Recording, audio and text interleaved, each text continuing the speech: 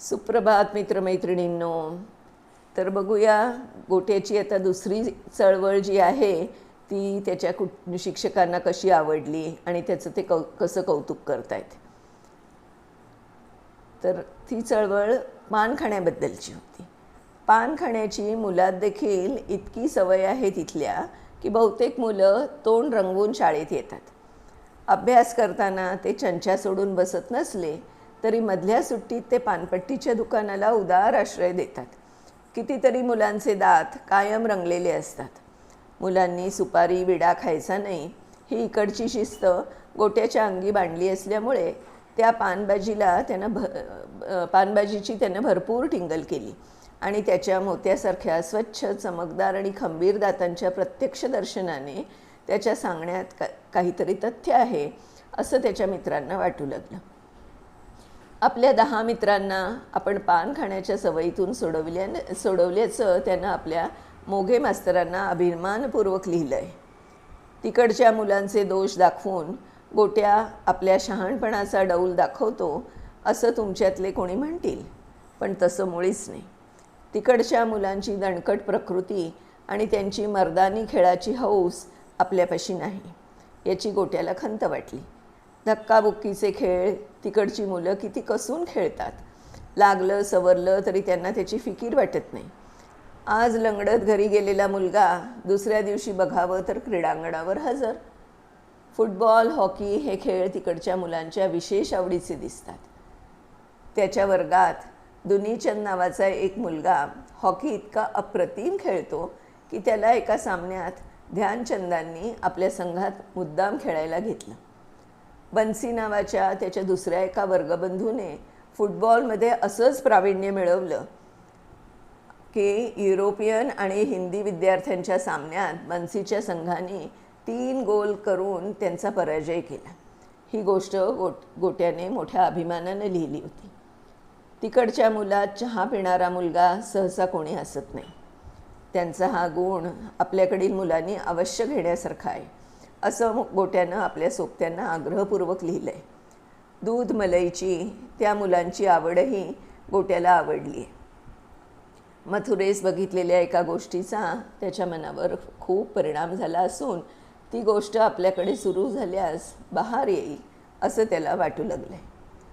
मथुरेस सकाळी आणि संध्याकाळी लहान मुलंच काय पण मोठे पुरुषही हिरवळीवर जोर आणि बैठका काढताना आणि कुस्ती खेळताना दिसतात. त्यांचे दंड मांड्या मान वगैरे भाग किती डौलदार दिसतात. कृष्णेच्या भीमेच्या गोदेच्या वाळवंटात अशी तालीम लोक का करीत नाहीत अशी गोट्याला हळहळ वाटू लागली. गोट्याला जे पटतं आवडतं ते करायला तो कधी अनमान करीत नाही हे तुम्हाला माहीत आहे. म्हणून त्यानं आता हॉकी फुटबॉल खेळायला तर सुरुवात केलीच आहे, पण आपल्याकडील खो खो हुतुतूचा प्रसारही तिकडच्या आपल्या मित्रमंडळीत चालवला आहे.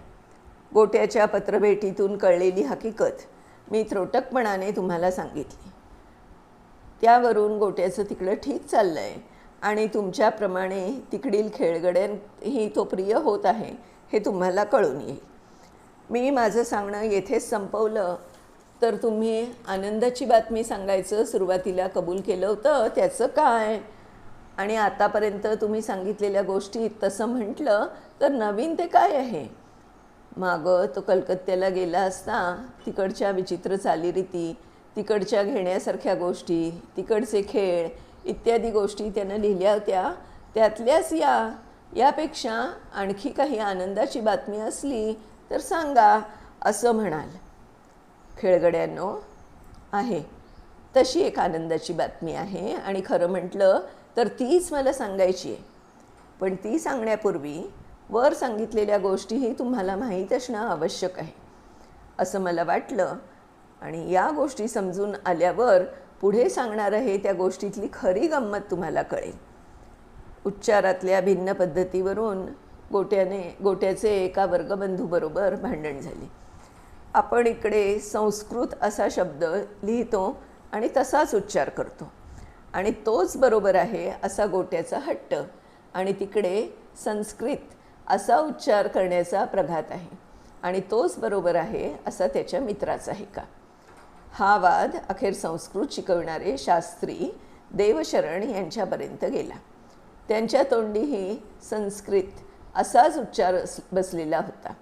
तो त्यांना चूक म्हणवेना आणि गोट्या करीत असलेला संस्कृत हा उच्चार चूक म्हणण्याचं धारिष्ट्य त्यांना होईना. तेव्हा त्यांनी दोन्ही बरोबर असं म्हणून आपल्या विद्यार्थ्यांचं समाधान करण्याचा प्रयत्न केला. गोट्याच्या मित्राचं त्याने समाधान झालं, पण गोट्याचं नाही. एकाच अक्षराचे दोन उच्चार होणं शक्य नाही. आपली चूक कबूल करायला नको म्हणून तुम्ही या दोन्ही डगरीवर हात ठेवता, असं त्यांनी शास्त्रीजींना बजावलं. त्यांना यामुळे अपमान झाल्यासारखा वाटला आणि त्यांनी त्याबद्दल या भांडखोर दख्खनी छोकऱ्याला शिक्षा करण्याचा धाक घातला. त्यालाही गोट्यानं दाद दिली नाही आणि आपलं गाऱ्हाणं त्यानं मुख्याध्यापक श्रीवास्तव यांच्या पुढे मांडलं. त्यांना गोट्याचं म्हणणं रास्त वाटलं आणि तसा त्यांनी निर्णय दिलाही.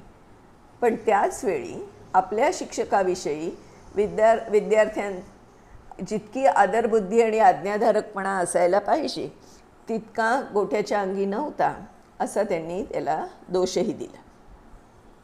गोट्याला याचा राग आला आणि त्यानं घरी येताच मामांना सर्व हकीकत सांगून मी या शाळेत जाणार नाही असं सांगून टाकलं.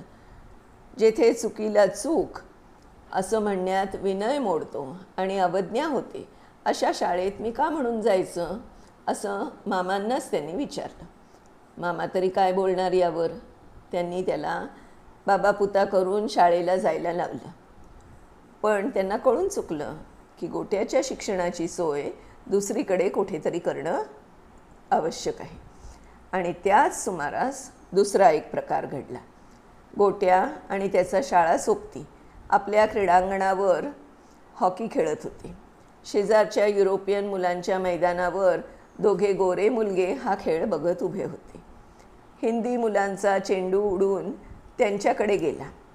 खरं म्हटलं तर त्यांनी तो परत द्यायला हवा होता, पण त्यांनी तो दिला नाही आणि अर्जवाने मागणी केली तरी ते अधिकच गुरमीची उत्तरे देऊ लागले. जाऊ दे, आपण दुसरा चेंडू आणून खेळू असं काही मुलांनी म्हटलं. पण गोट्याला तो नेभळटपणा पसंत पडला नाही. एक चेंडू त्यांना पचू दिला तर ती गोरी बाळं शेफारतील आणि आपले दुसरे चेंडूही लंबे करतील. त्यापेक्षा वेळीच त्यांची खोड मोडली पाहिजे असं म्हणून गोट्या पुढे सरसावला आणि त्याने चेंडू घेतलेल्या मुलाचा हात पकडून चेंडूची मागणी केली. यू गो अवे रास्कल असं म्हणत आपला हात सोडवून घेण्याचा त्या गोऱ्या मुलांनी प्रयत्न केला. आपल्या मित्राच्या सुटकेस दुसरा गोरा मुलगाही धावला आणि गोट्याचा दंड पकडून त्याने त्यास मागे खेचले. पण गोट्याने पकडलेले मनगट सोडलं तर नाहीच, उलट ते अधिकच करकचून आवळलं. तो छोकरा कळवळला.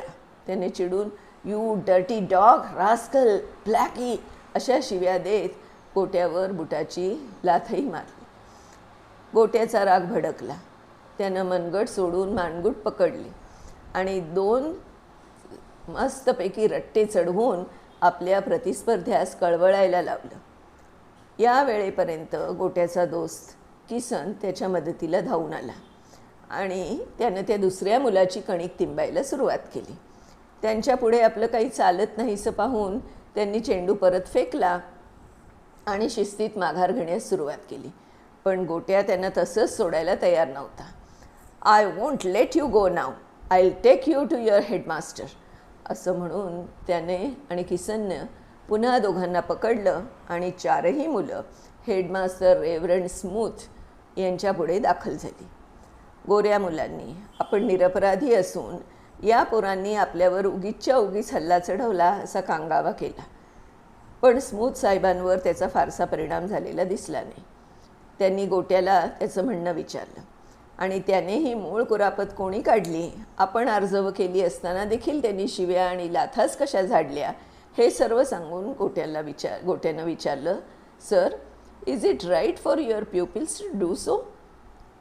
गोट्याच्या चर्येवरील निर्दोषीपणा आणि त्याची ही निर्भय वृत्ती साहेबांना पटली आणि त्यांनी त्याची पाठ ममतेनं थोपटीत म्हटलं, go home my boy, I am very sorry my pupils spoiled your game.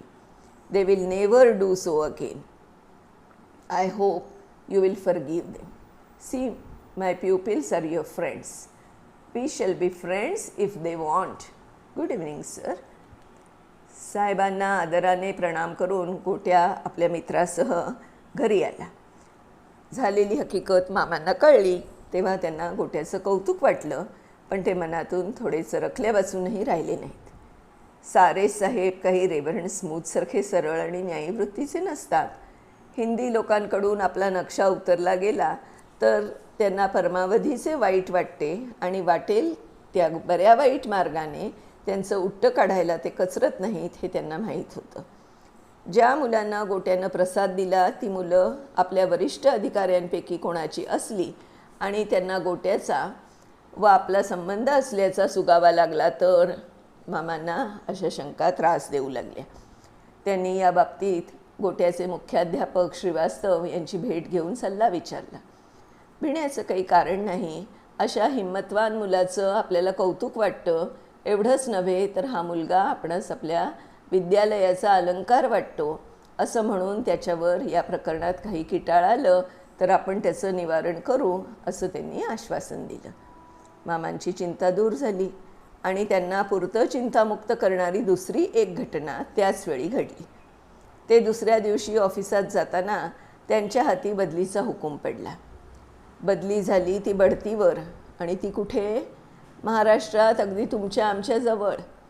सुमा, 15 दिवसाच्या आत तुला भेटायला येतो हे गोट्याचं पत्र घेऊन सुमा आनंदाने नाचतच माझ्याकडे आली. खेळगड्यानो, आहे की नाही आनंदाची बातमी? तर बघूया आता येणार का गोट्या इकडे महाराष्ट्रामध्ये, का आणखीन काही होतंय ते आपण आता पुढच्या भागात बघूया. तोपर्यंत बाय बाय मित्रांनो.